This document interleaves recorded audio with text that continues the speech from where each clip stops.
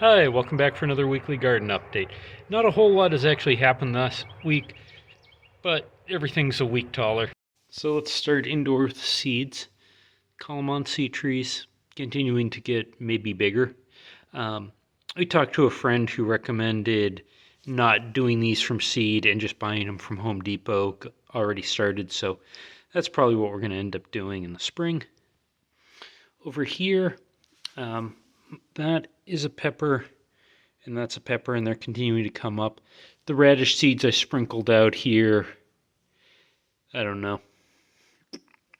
And then over here, this pepper is looking a whole lot bigger than it was last week. And I've got radish seeds going, and we'll just see what comes up. The radishes were an experiment.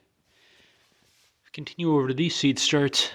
Tomatoes are looking pretty good. The oregano's new, and those are still small. I'm actually not sure what those things in the back are, and the labels are on the other side. And then over here, this was my test radishes just to see how the soil was. Clearly those are doing well. Those should probably get moved outside into raised beds. These are just empty at these three. Over here in back, that should be, that's one of my varieties of watermelon, and absolutely nothing in there is germinated. And these are something my wife planted, so I'm not exactly sure. Oh, what's the label? Asian eggplant. Cool, so I do have a few eggplant growing. Over here, these watermelon are getting quite big, and they're starting to put on a second set of leaves. It looks like I've got 3 that actually came up and are doing well, and then 3 more that are tiny. And that is the watermelon Charleston Gray. Over here, my Black Moon hybrid eggplant. If you're looking, absolutely nothing there is germinated. It's kind of sad. And then in back, I've got my heirloom tomatoes. I literally have 2. One in front, one in back that germinated, and everything else in there's a bunch of empty cells. So, not that great on those. I'm actually expecting a call back sometime today or tomorrow. The local seed place, Stanley's Seed and Feed, something like that, doesn't have any habanero or jalapeno seeds, so they're going to check with another store, and I think they said Madisonville, and give me a call back when they can get them. So out here we did get some rain, but not a lot, so the waters of Lake Onion have receded a little. It looks like I've got the 2 beds at the end maybe sort of okay, because like there are onions in this section and in this section that are definitely growing, but it also looks like there's some sort of oil slick there. I've noticed that in a few different places here. I'm not sure what previously happened on this property. And then if I look at the bed here and the one there, I think those are entirely dead.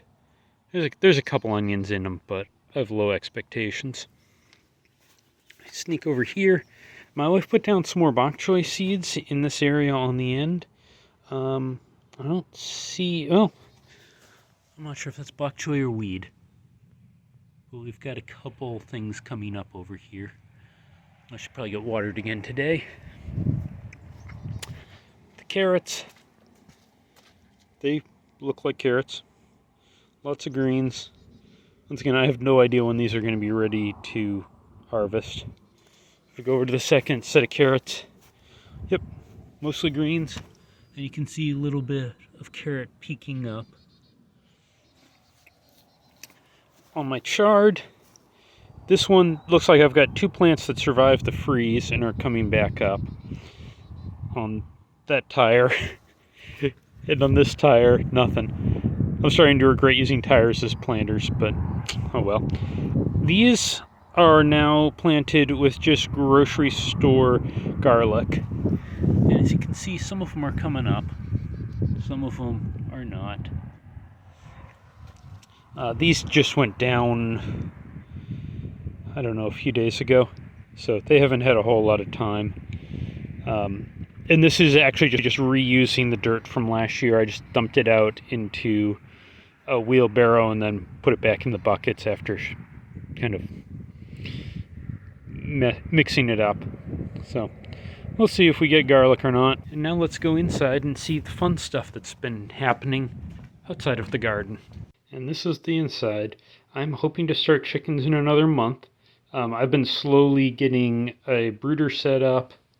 As you can see, I've got watering and food. I still need to add some marbles or rocks to the water. I've got a heat plate that I picked up, some chick starter. By the way, Stanley's, once again, that's a 25-pound bag for $14. Great deal. And then pine shavings from Tractor Supply. I've been told by Tractor Supply they're expecting to get their baby chicks in February 20th or that week. So hoping to start, I'm kind of thinking 6 hens initially, and then add a few more hens and a rooster next year. And thinking either Rhode Island Reds or Black Australorps. So if anyone's got any recommendation on chickens, let me know. And I still need to get chick starter and then build up a coop outside. Not sure if you can see this out the window.